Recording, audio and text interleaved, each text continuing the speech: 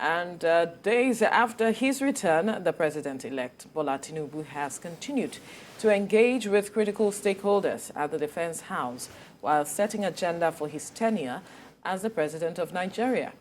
The president-elect also inspected the facilities at the building located in the Maitama district of Abuja.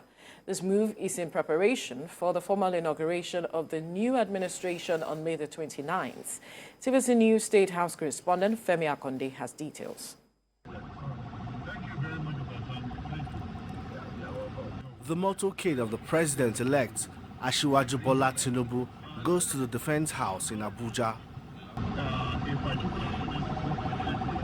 This is the first time Bola Tinubu will visit the place designated to be the official workspace and residence of a president-elect. Inside the Defense House, he met with the President of the Senate, Speaker of the House of Representatives, Deputy Senate President, National Chairman of the APC, National Secretary of the APC, and some members of the party's National Working Committee.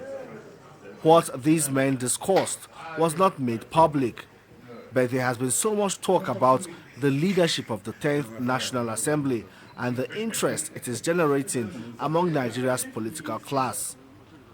The decision about who gets what and how was halted until the president-elect returned to Nigeria.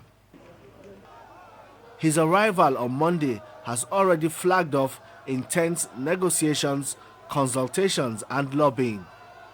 For now, no one knows who is Bola Tinubu's preferred candidate. Likewise, the All Progressives Congress has not spoken about their choice and how they will determine who occupies the principal offices of the National Assembly. But the national chairman of the APC says the party is still celebrating its victory on the ballot and will continue to work in the interest of Nigerians. Well, we're still celebrating our victory. Okay. The last general election. You can see our president is here. The vice president-elect is here. I am here. The National Assembly is here. So Nigeria is moving forward. The closed-door meeting did not disclose what was the subject of discussion. But in the coming days, we expect to see many more trips from Asiwaju Bola Tinubu's private residence to the Defense House, where he will continue to hold talks, consult and strategize ahead of the swearing-in on the 29th of May. Femi Akonde, TVC News, Abuja. The federal government says it has commenced the evacuation of stranded Nigerians from Sudan to neighboring Egypt by road following days of hostilities. The Minister of Foreign Affairs said more than 40 luxury buses are on standby and necessary authorization and security clearance have been secured from the Sudanese government for a seamless process. The Foreign Affairs Minister said that no Nigerian life has been lost in the conflict so far. He also assured that women, children, and the vulnerable will be given priority during the evacuation process. Geoffrey Onyema also confirmed that through coordinated efforts, some Nigerians have been evacuated by ship to Saudi Arabia and Jeddah. We're liaising with our embassy in Egypt as well. So we've been able to overcome a number of challenges and have started the process, which we're very happy about.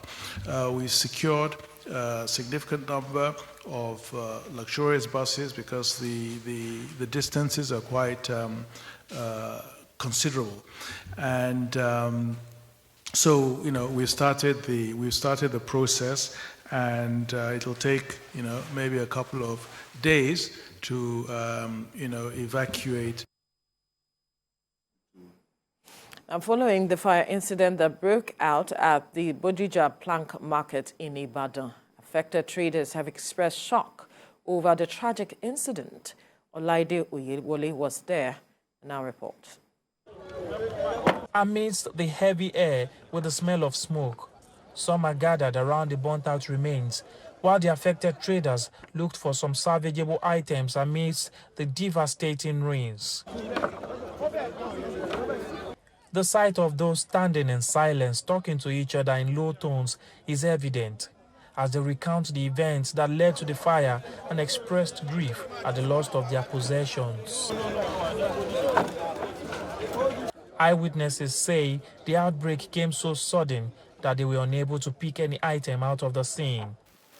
By the time about 4:30 evening time, we had just looked back and saw heavy fire with very, very exploded. Boom! By the time we are looking for, hey, fire, fire, fire, fire. People is shouting, fire, fire, fire. We are struggling to move our woods, but the fire is very, very heavy. What caused the incident? We cannot say exactly what caused it. But what we say is that we just see that the fire started on no place or no basis. And then we try to control the fire. We cannot meet up. Mutiu Adeniyi is lost in thought and saddened with the reality that he had lost a huge investment that took him several years to build. The loss, I don't know how to calculate it, but to my own side, it's over 6 million. Only me. I don't know how this man, because we are the same, this one, we are using 3 stuff over there and use many stuff there. We want government to come and assist us, to come and aid us, because these things beyond our expectation. Even as the affected individuals face the challenges that come with this tragic incident, they are expected to take possible steps that will prevent tragedies like this from happening in the future. Olaide Oyewole, TVC News, Ibadan.